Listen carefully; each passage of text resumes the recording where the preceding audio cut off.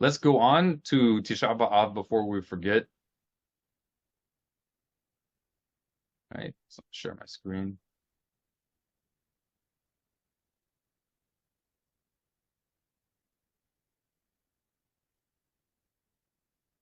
Okay, so we're in the laws of fasts.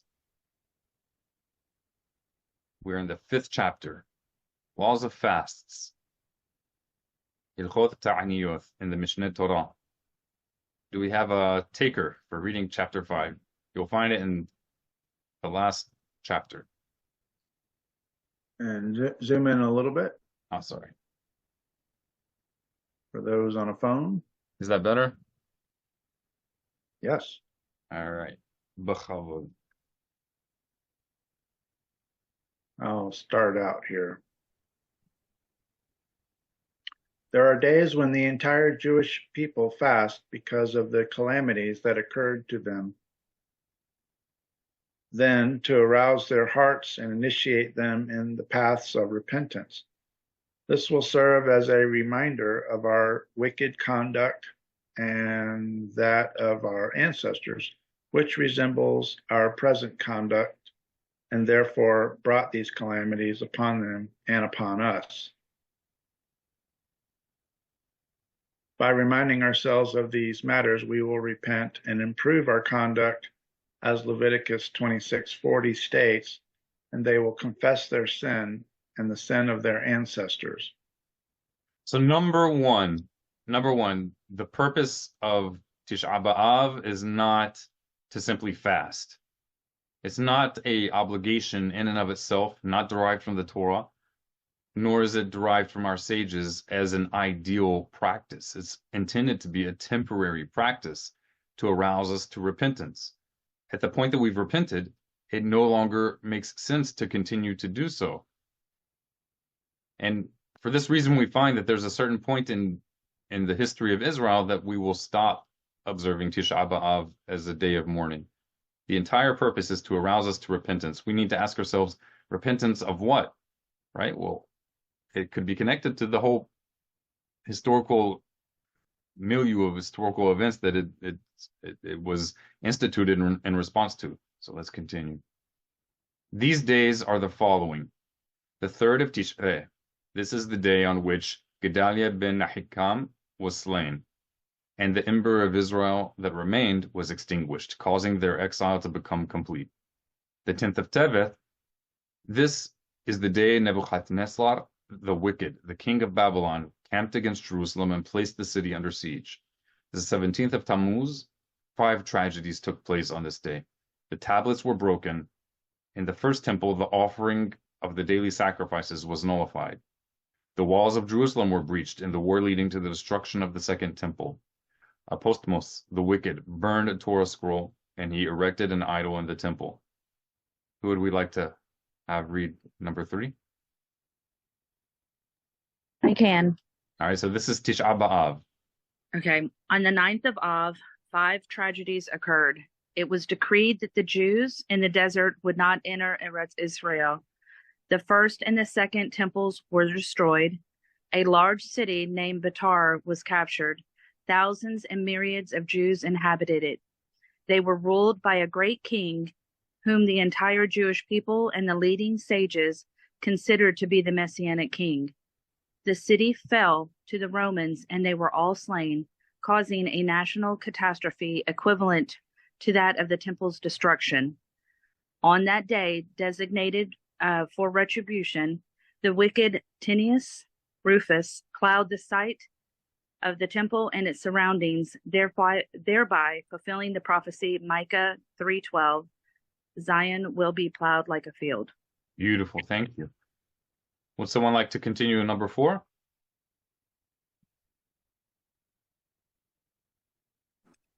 These 4 fasts are explicitly mentioned in the prophetic tradition. Zechariah 8:19, the fast of the 4th month, the fast of the 5th month, the fast. The fast of the 4th month refers to the 17th of Tammuz, which is in the 4th month. I'm losing it when you go up. The fast of the 5th month to Tisha B'Av, the fast of the 7th month, to the 3rd of Tishri, which is in the 7th month, the fast of the 10th month of Tevet, which is in the 10th month.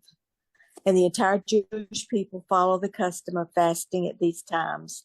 And on the 13th of Adar, in commemoration of the fast that the people took upon themselves in the time of Haman, as mentioned in Esther 9:31, the matter of the fast and the outcries. If the 13th of Adar falls on the Shabbat or Sabbath, the fast is pushed forward and held on Thursday, which is the 11th of Adar. If, however, any of the dates of the other fast fall on the Sabbath, the fast are postponed until after the Sabbath.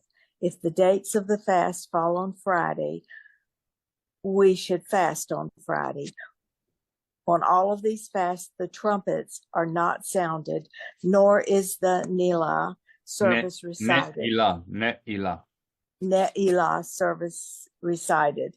The passage of Vaychel is read from the Torah, however, in both morning and afternoon services. Someone else? Right here, on all these fasts? On all these fasts, with the exception of Tisha B'Av, we may eat and drink at night.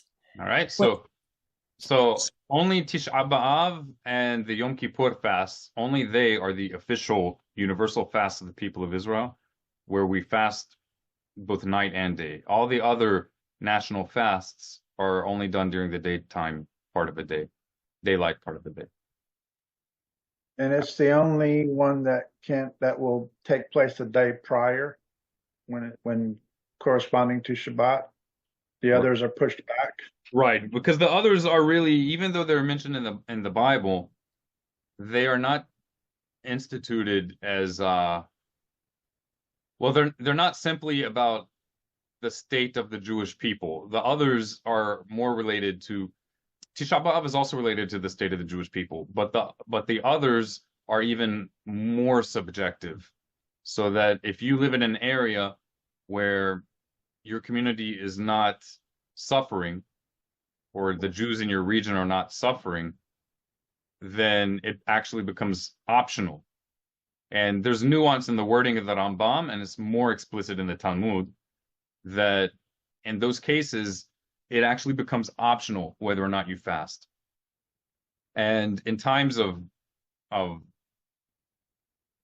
peace, it becomes forbidden to fast on those fast days. But the fast of Tisha B'Av is not as subjective as those others. Tisha B'Av is even more of a national fast. So it seems we are far from peace right now. So yeah, we're far from peace, but we're not in a time of shamad. Right. Shamad means like actual like severe persecution. So we are not in a time of severe persecution, even with the war. Why? Because we have an army. We do have a war, but the Jewish people as a people are not suffering persecution. Like, most Israelis don't even feel that there's a war. On occasion, they see some flashes of light in the sky. So that is not what is called shamad. But what about the ones that are outside of the land and Europe? Right, it depends on what they're going through. For the most part, we're not in a time of shamad. And we can know that by looking at what Jewish sages throughout the generations considered times of shamad, which means like a time of severe persecution. We can see, like, there are different major sages throughout the generations, throughout the centuries, that have written, for example, that we are not living in a time of shamad. And when we, from our perspective in the modern era, look back, we're like, what? That wasn't bad? So shamad is a serious time. It would be like living under ISIS. That's more like, or during the Holocaust. That is shamad. As a nation, the whole nation suffering. Yeah. And the other thing is, with those who are suffering in Europe, there's a nation you can return to. Correct. The nation is not suffering. We may not be living in a time of peace, but we're not living in a time of shamad. That's like a serious. Okay. But still, it's proper to fast when our brothers and sisters are on the battlefield, but that's still, it's not a time of shamad. Think honestly and objectively, we could end this war at any moment. It's within our power, but we have people who have not, they don't. Unfortunately, we have some people in the government who don't trust in Hashem and don't even have their Jewish values straight, and are more concerned with placating the nations. But at what other time in history have we had atomic bombs? We don't want to just haphazardly use those kinds of weapons.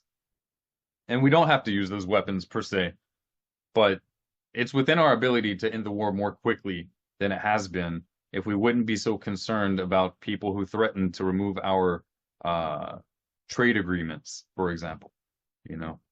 Let's continue. Halakha number 6. When the month of Av enters, we reduce our joy. During the week of Tisha B'Av, it is forbidden to cut one's hair, to do laundry, to wear a pressed garment, even one of linen, until after the fast. It has already been accepted as a Jewish custom not to eat meat or enter a bathhouse during this week until after the fast. There are places that follow the custom of refraining from slaughtering from Rosh Chodesh Av until after the fast. Rosh Chodesh Av means the new moon that begins the month of Av. Oh. Right, so something should really be glaring to us when we read this. Let's read it one more time. When the month of Av enters, we reduce our joy. All right, so that's from the time that the month of Av enters. But the way we reduce our joy is not strictly laid out in the Talmud and not in the Mishnah, to the extent that it's widely practiced nowadays in the Haredi world. During the week, now look here, during the week of Tish'ah B'Av, right? Shabbat Shahol Tish'ah B'Av Ihiyot B'Tocha. Not just the 7 days before it, but the week that it falls on. It is forbidden to cut one's hair, to do laundry, or to wear a pressed garment, even one of linen, until after the fast of Tisha B'Av. The popular practice now, outside of Israel at least, among Ashkenazim, is that for the full 9 days, you're not wearing garments. If I remember correctly, it's been so long that I subjected myself to that. But if I remember correctly, it may even be 2 weeks that they don't wear clean garments. And I remember having to do that when I was in the conversion process. It was disgusting, honestly. But it's not in the ancient sources. It's not in the Makorot. It's a later developed custom that was probably originally understood as a practice of piety that then later on got applied to the entire community of Ashkenazi Jewry.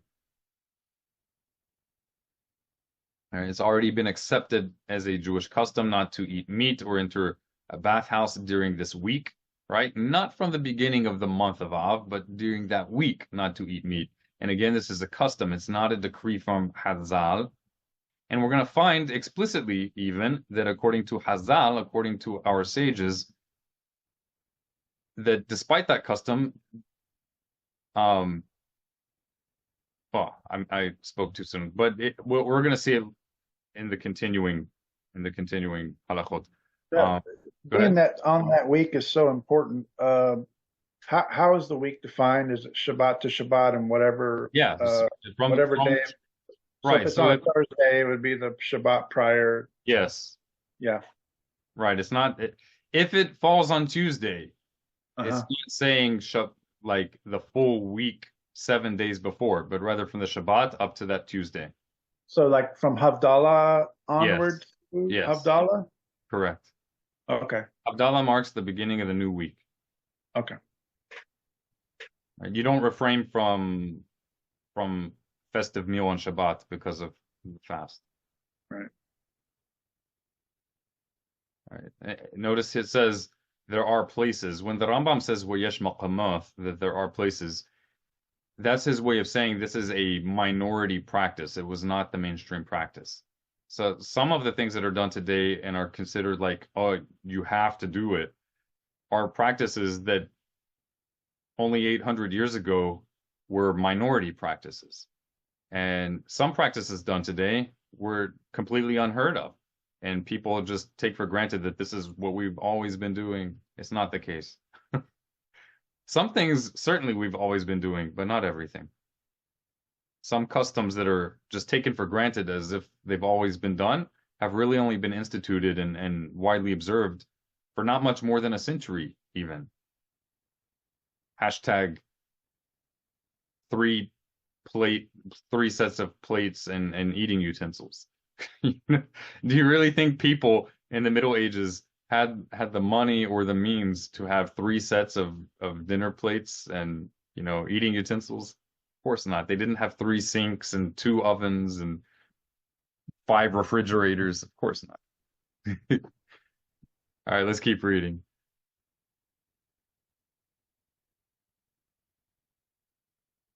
Do we have anybody who would like to read halakha number 5? Okay. All the restrictions of Tish'ah b'av. B'av apply at night as well as during the day. One may not eat after sunset of the previous day. It is forbidden to eat between sunset and the appearance of the stars, as on Yom Kippur. Beautiful. One should not eat meat or drink wine at the meal before the fast. One may, however, drink grape juice that has not been left to ferment for 3 days. One may eat salted meat that was slaughtered more than 3 days previously. One should not eat 2 cooked dishes. All right, so this is what I was referring to. The Rambam, immediately after saying that there's a custom to not eat meat, and I want to show it up again. Well, here's refrain from slaughtering. So it's talking about fresh meat. And then there are people who don't eat meat, and he's saying he's saying it's a widespread custom to not eat meat or enter the bathhouse during the week until after the fast. But after saying that, he's making it clear that this is not an authoritatively binding halakha on the entire people of Israel. Right? He's not discarding this halakha from the sages simply because there's a universal custom to abstain from meat. Right? That a custom does not have national authority, binding authority over the entire people of Israel, unless the Great Sanhedrin institutes it as such. It may have. Go ahead, Rabbi. Where it says they shall not enter the bathhouse. Yeah. If the fast day is on a Tuesday and Havdalah is just a few days before that, they can enter on Wednesday. Is that not correct? Yeah, after the fast. They're only talking about up into the fast. So this particular use of week is not necessarily a full 7 days. Doesn't necessarily mean a full 7 days. He's talking about the week that it falls on. That's exactly what it says. It says shehal. Let's see, where was it? Here, shehal. Shabbat shehal Tish'ah b'av lihiyat b'tocha. It's talking about the week that Tish'ah b'av fell on. It's not saying 7 days prior, regardless. It's starting from the end of Shabbat, until the fast. But it's also not, until the fast is over. Yeah, not the entire week. If there are more days in the week after the fast, it explicitly says until the fast right here. Right.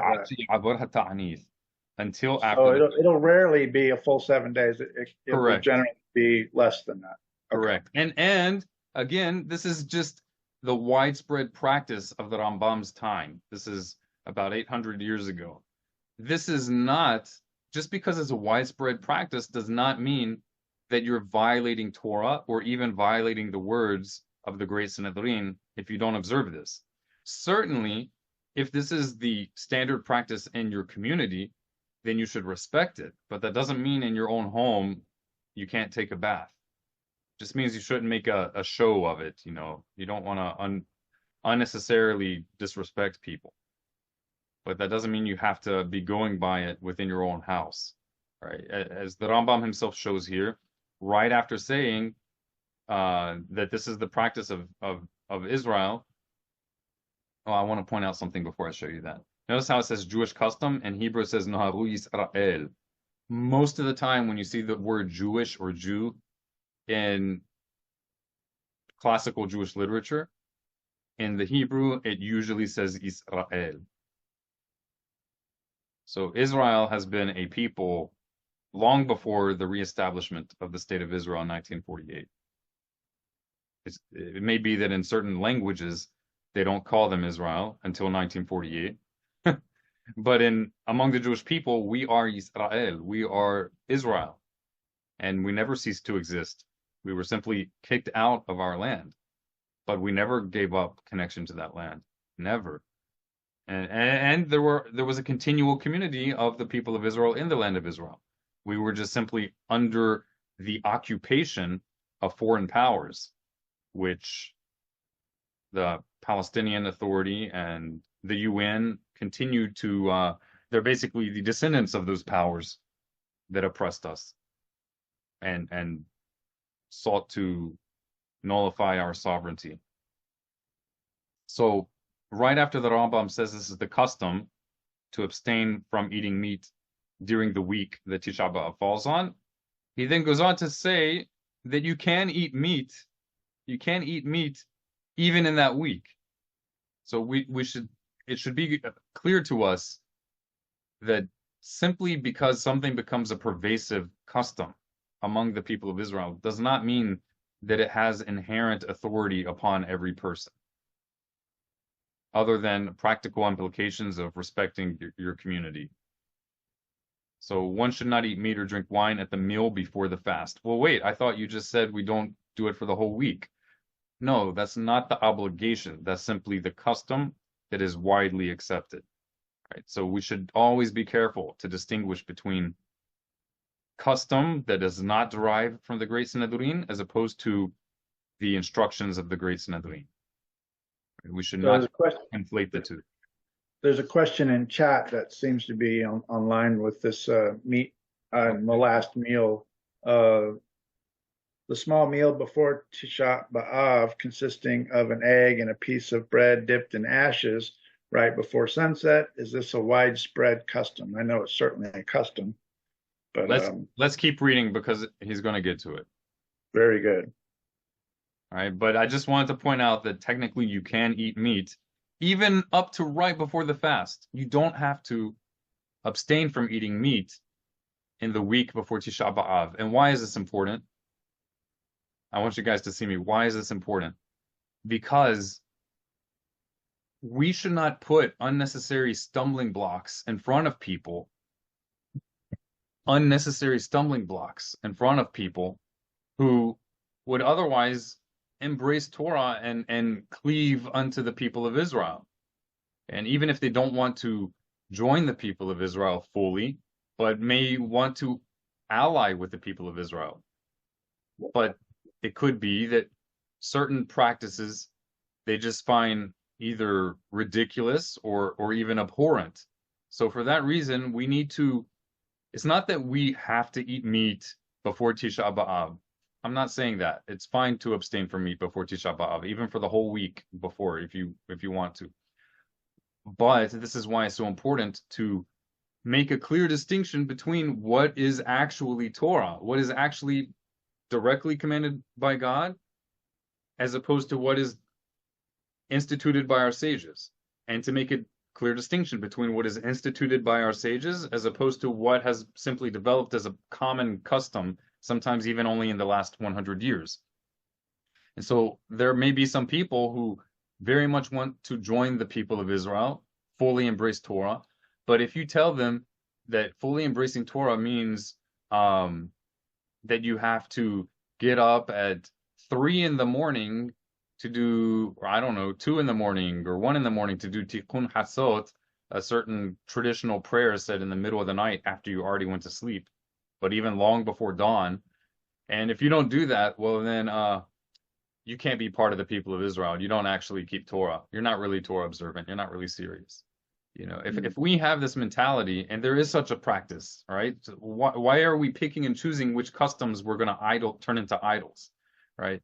So by doing this, we're pushing people away, and we're not only pushing away people who truly want to join the people of Israel, we're also pushing away Jews from birth who were born into the covenant and who, by Torah law, are obligated in the covenant. Whether they like it or not, they're obligated in the covenant. So setting up these roadblocks, these stumbling blocks, we're not only giving a bad name to the people of Israel among the nations, those of the nations who want to join us or would want to join us, but we're also holding back the majority of the people of Israel who are already obligated. We're holding them back from drawing nearer to God.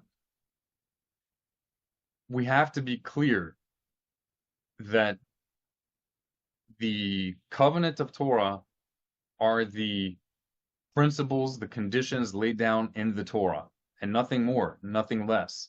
And then the rabbinic injunctions that are binding upon all the people of Israel are only those injunctions that derive from the Great Sanhedrin. If it does not come from the Great Sanhedrin, it's not binding on all of Israel. Even if it's a good idea, even if it makes a lot of sense, even if the entire Orthodox Jewish community are doing it, and I'm not saying they need to stop doing it, but we do need to stop saying that you're not Torah observant. You can't be Torah observant unless you accept every single little custom that developed even in the last 50 years. This is, not only is it bad policy, but this is a violation of the Torah. This is putting on equal footing a custom that arose without universal authority, putting it on equal footing with the authorized edicts of the Great Sanhedrin, the Supreme Court of Israel that God commanded us to heed. You're putting it on equal footing if you make that a roadblock that a person has to do in order for us to perceive them as a kosher Jewish person. All the more so is it a problem that we're putting it on equal footing with the Torah itself. Hashem Yishmor. This is not an acceptable thing, and I'm not accusing anyone here of doing it, but it's very easy to fall into that trap. So I'm just telling everybody, be very careful. Anytime you read of a practice or a halakha on the internet or from some rabbi, ask them, if it seems a little crazy or kind of strict, ask, what is the source? Where's the source? If you can't find it rooted in the Mishnah, if you don't see it even anywhere in the Talmud, it's not any of the opinions in the Talmud, you can already know for sure this is not something that's authoritative over all Israel. All right, it doesn't matter how nice of a custom it is. Let's continue reading. I see, asking the rabbi for proof being a little problematic. Yeah, if you're in a generally, if you're in a conversion process, don't do that publicly. I would email it to them. But asking for the source is totally legitimate. In other words, it's not like if you keep in mind you're asking because you're wanting to understand it fully, versus I want you to prove prove that you're right. Yeah, your tone of voice, your tone of voice and the way you word the question is all the difference. There's a difference between asking your parents, "Oh, mom, like if you see some contradiction of priorities, your mom tells you to clean your room by a certain time of day, but she also wanted you to cook dinner by a certain time of day. Instead of telling her, do you want me to just take care of the whole house and you do nothing? Or you could say, oh, mom, you wanted me to do this and you wanted me to do this, but I'm not sure which one I should prioritize because I just don't see how I can do both. So how do you want me to do this? Those are two very different ways of kind of expressing the same hesitation, and question. But if you're in a conversion process, I wouldn't make it too much of a habit to directly ask your rabbi questions, even in a humble way. Don't do it too many times, too frequently, but certainly do it. But if you can, and I think most people can, do it by setting up a separate email account and asking anonymously. And you don't even have to ask your rabbi who's overseeing your conversion. Ask some other rabbis online. Ask them for the sources, right? And if you find that there's no source for it, certainly don't make a show of your disagreement with your rabbi, right? Respect the practice in your community, but also understand that doesn't necessarily mean it's authoritative over all Israel. Okay, so one should not eat meat or drink wine at the meal immediately before the fast. One may, however, drink grape juice that has not been left to ferment for 3 days. One may eat salted meat that was slaughtered more than 3 days previously. One should not eat 2 cooked dishes. When does this apply? When one ate this meal in the afternoon on the day preceding Tish'ah B'Av. And when he says the day preceding Tish'ah B'Av, he means the day that evening will be Tish'ah B'Av. So if Tish'ah B'Av is tonight, of the day that we're having this class right now, then right now is the day before Tish'ah B'Av. Tonight is not the same as today, right? The perspective of days is a little different in Hebrew thought compared to Western thought. If, however, one eats a meal before noon, although this is the last meal he eats before the fast, one may eat all that one desires. Look at that. One may eat all that one desires, even if Tish'ah B'Av is going to be tonight. As long as I have the meal right now, it's 11:08 here. It's not noon yet. I can have the biggest meal that I want. Only once it's noon do I start having some restrictions. Of course, that's not the popular practice, but that's the Pesach halakhot of the Rambam. When the day before Tish'ah B'Av falls on Shabbat, one may eat and drink to the full extent of one's needs, and one may serve even a meal resembling Solomon's feasts at one's table. All right, hyperbole, but the point is well taken. Similarly, when Tish'ah B'Av falls on Shabbat, one need not withhold anything at all. Would someone like to read halakha number 9?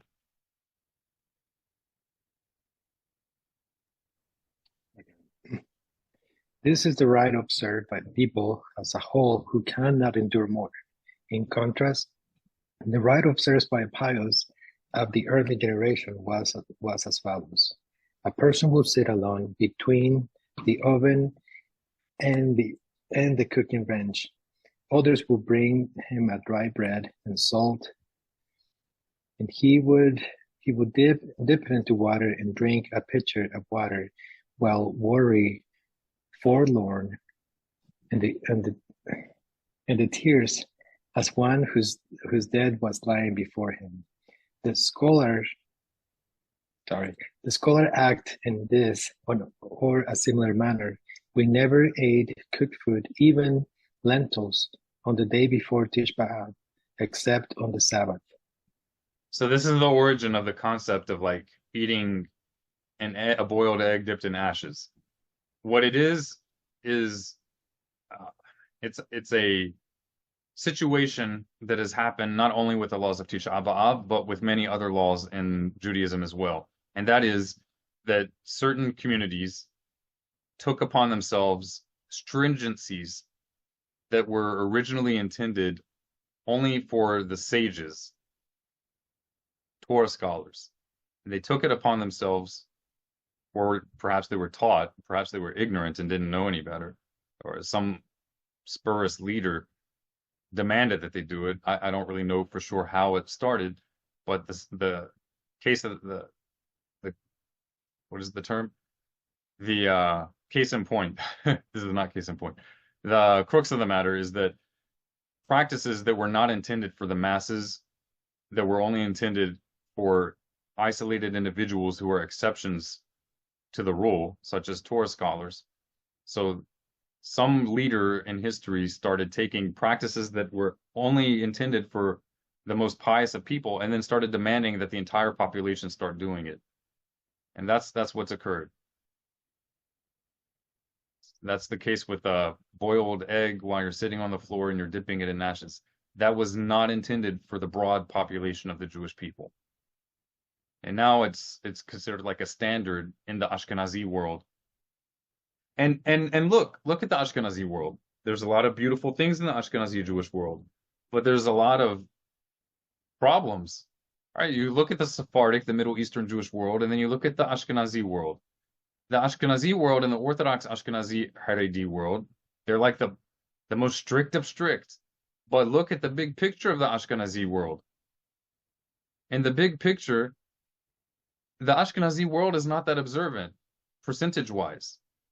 Torah observance is far more pervasive and widespread in the Middle Eastern Sephardic world, even though they may not be as extremely strict on certain concepts that are not even obligations in the first place from the Torah or from Hazal, but they may not be perceived as strict. But percentage-wise, Torah observance is much more common among the Sephardic world than if you look at the Ashkenazi world. Yes, in the Orthodox Haredi Ashkenazi world, they're very, very strict. But look at the whole Ashkenazi community. A very small percentage of Ashkenazi Jews are Torah observant at all. The majority of them, they have basic human ethics, but they're not that much distinguishable from non-Jews. There's not really any difference other than they have grandparents who died in the Holocaust. Right? And it's not their fault. I'm not saying that to excuse them. I'm saying that to drive home the point that when we put an overly burdensome demand on a huge population that even pious Jews for the last 2,000 years considered too difficult for them, but now we're suddenly demanding that everybody does it, well, then a large percentage of the people are going to look at that and say, well, I guess I'll just never measure up, so I'm just going to do the best I can, however I think I can do it. And then they just kind of wing it and do their own thing. You know, if they think that all the rabbis who would be their teachers won't accept them as a kosher Jew unless they do these most extreme practices that our sages never intended for them to do anyway. If this is what the rabbis demand, and if it's my way or the highway, well then I guess I'm just not cut out to be a Torah observant Jew.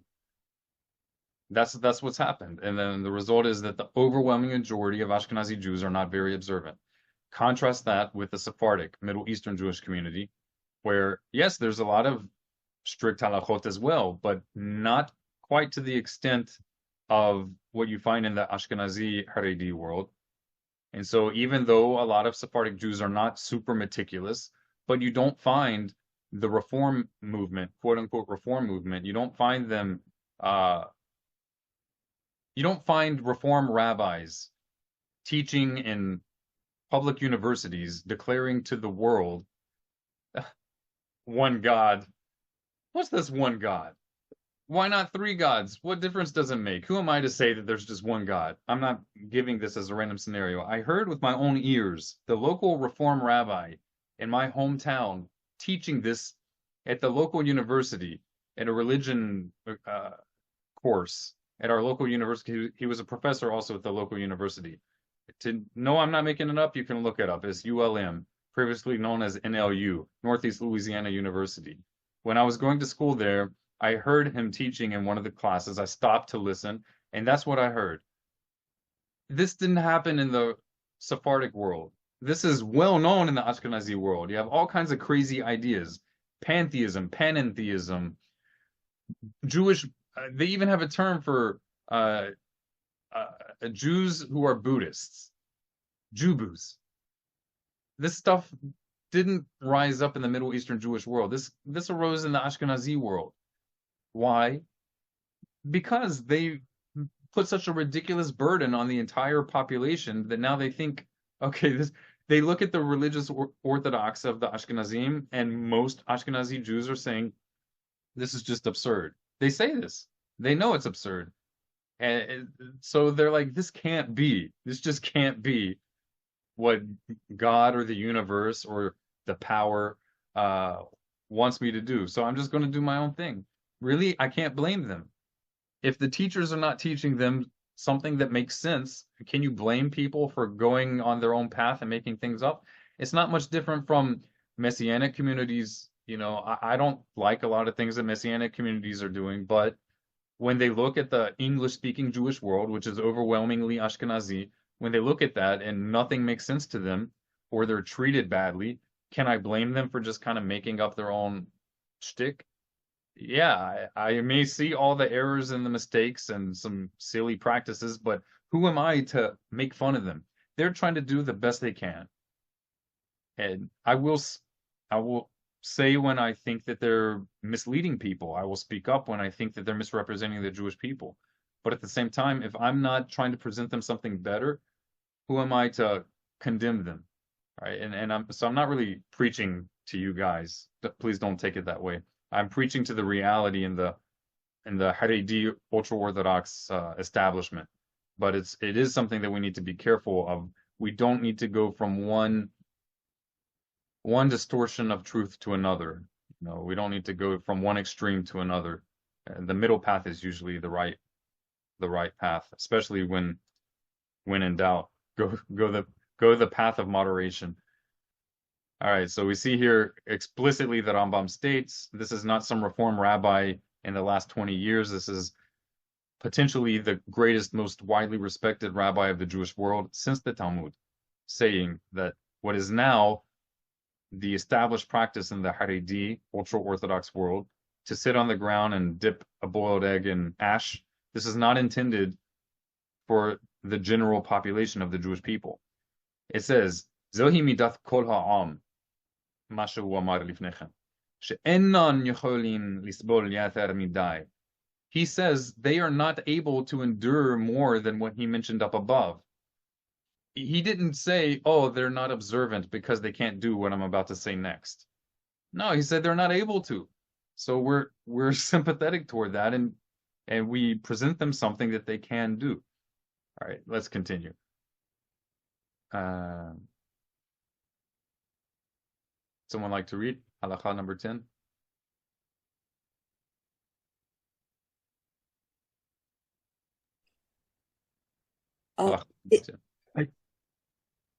It's so large on my screen that I cannot see.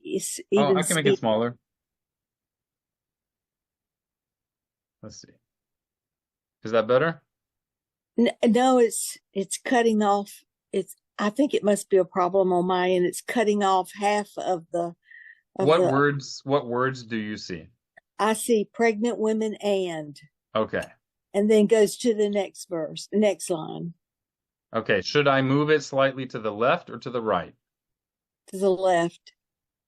To the left? I think it must be my screen if nobody else is having this problem. Is that better? It just says pregnant women and those. Okay, and it's very very big still on your screen? Uh-huh. There, now that's smaller. That's good. Okay. Pregnant women and those who are nursing must complete their fast on Tisha B'Av. On this day, it is forbidden to wash in either hot or cold water. It is even forbidden to place one's finger in water. Similarly, anointing oneself for the sake of pleasure, wearing shoes, sexual relations are forbidden, as on Yom Kippur.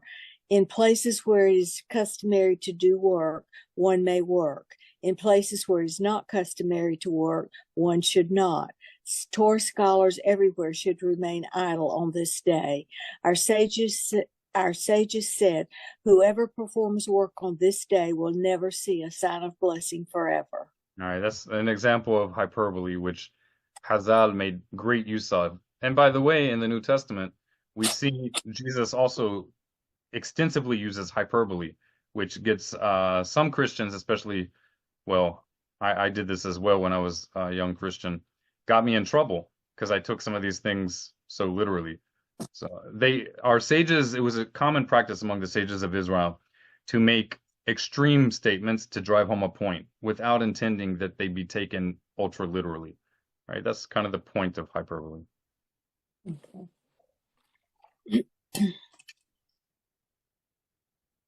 Go on. B'chavod. Go right ahead. B'chavod. Torah scholars should not exchange greetings on Tisha B'Av. Instead, they should sit in agony and frustration like mourners. If a common person greets them, they should reply to him weakly in a somber tone. On Tisha B'Av, it is forbidden to read from the Torah, the prophets, or the sacred writings, or to study the Mishneh, Torah law, the Talmud, Agadic works. One may study only Job and Echa. Echa. Echa. That's Lamentations, Book of Lamentations. And the prophecies of retribution in Yirmiyahu, children should not study in the school on this day. There are some sages who do not wear the head tefillin. All right, and by him saying there are, he's saying this is not the common practice. There are some, okay. When it's a widespread practice, he always says, Noharu Yisrael, or Min halakhot Yisrael, that the people of Israel have the practice. All right, so when he says there are, and you read that in the Mishneh Torah, which we're reading right now, you should always understand when he just says there is practice X, Y, Z, he means it's a minority practice, not the standard. Okay. All right, do we have somebody who would like to read halakha number 12?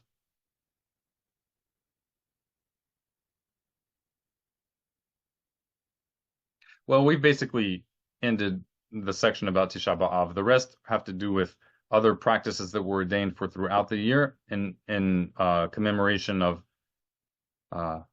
mourning the destruction of the temple until it would be rebuilt. All right. So, does anybody have any questions before we move on to our general questions? I'll ask one question about Tisha B'Av. So if we decide to start fasting, do we start the hour before sundown, the night before? Yeah, well, it doesn't have to be a full hour before. Like a half an hour.